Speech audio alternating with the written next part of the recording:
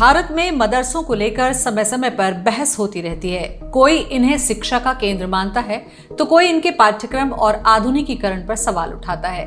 लेकिन क्या आपने कभी सोचा है कि मदरसों की शुरुआत आखिर हुई कैसे? भारत में ये कब आए और इनका इतिहास क्या है? आज के इस वीडियो में हम जानेंगे मदरसों का पूरा इतिहास बिना किसी पूर्वाग्रह के। मदरसा शब्द अरबी भाषा के शब्द दरस से निकला है, जिसका अर्थ होता है पढ़ना या सीखना। यानी मदरसा का शाब्दिक अर्थ है शिक्षा प्राप्त करने का स्थान। दुनिया के पहले संगठित मदरसों की शुरुआत लगभग 11वीं शताब्दी से मानी जाती है। उस समय फारस और बगदाद में प्रसिद्ध निजामिया मदरसे स्थापित किए गए थे। इन संस्थानों में केवल धार्मिक शिक्षा ही नहीं बल्कि गणित, खगोल विज्ञान, चिकित्सा, दर्शन और साहित्य जैसे विषय भी पढ़ाए जाते थे। अब बात करते हैं भारत की। भारत में इस्लाम के आगमन के साथ ही मदरसों की परंपरा भी आई। शुरुआती दौर में अरब व्यापारियों और सूफी संतों ने छोटे छोटे शिक्षण केंद्र बनाए, लेकिन संगठित रूप से मदरसों का विस्तार दिल्ली सल्तनत के समय यानी 13वीं शताब्दी से शुरू हुआ।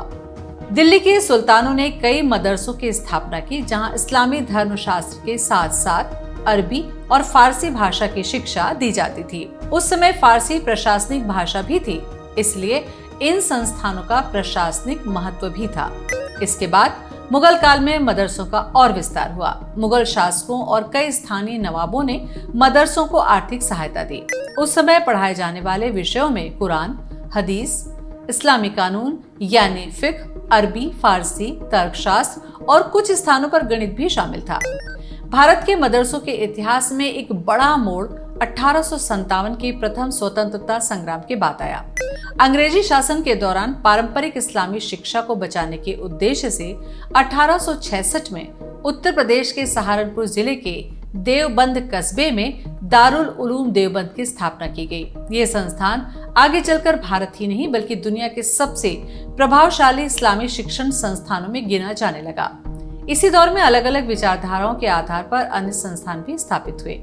जैसे 1894 में नदवतुल उलेमा की स्थापना लखनऊ में हुई, जिसका उद्देश्य पारंपरिक धार्मिक शिक्षा और आधुनिक विषयों के बीच संतुलन स्थापित करना था। आजादी के बाद भारत में मदरसों की स्थिति में कई बदलाव हुए। कुछ मदरसे पूरी तरह निजी और धार्मिक संस्थाओं द्वारा संचालित होते हैं, जबकि कुछ राज्यों में सरकार द्वारा मान्यता प्राप्त या सहायता प्राप्त मदरसे भी हैं। समय के साथ साथ कई मदरसों ने अपने पाठ्यक्रम में हिंदी, अंग्रेजी, गणित, विज्ञान, कंप्यूटर और सामाजिक विज्ञान जैसे विषय भी शामिल किए। हालांकि सभी मदरसों का पाठ्यक्रम एक जैसा नहीं है, ये उनके प्रबंधन और राज्य की नीतियों पर निर्भर करता है। हाल के वर्षों में मदरसों को लेकर शिक्षा सुधार, आधुनिकीकरण, पंजीकरण और सरकारी निगरानी जैसे विषयों पर बहस तेज हुई। विभिन्न राज्य सरकारों ने समय समय पर अलग अलग नीतियां बनाई। समर्थकों का कहना है कि आधुनिक विषय जोड़ने से छात्रों के लिए रोजगार के अवसर बढ़ेंगे, जबकि कई धार्मिक संस्थाएं धार्मिक शिक्षा की स्वायत्तता बनाए रखने पर जोर देती हैं। मदरसों का इतिहास केवल धार्मिक शिक्षा का इतिहास नहीं है, बल्कि भारत की शिक्षा, संस्कृति और सामाजिक बदलावों से भी जुड़ा है। समय के साथ इनका स्वरूप बदलता रहा है और आज भी इनके भविष्य को लेकर चर्चा जारी है। किसी भी विषय को समझने के लिए हमें इतिहास, तथ्य और विभिन्न दृष्टिकोण को एक साथ देखना जरूरी होगा।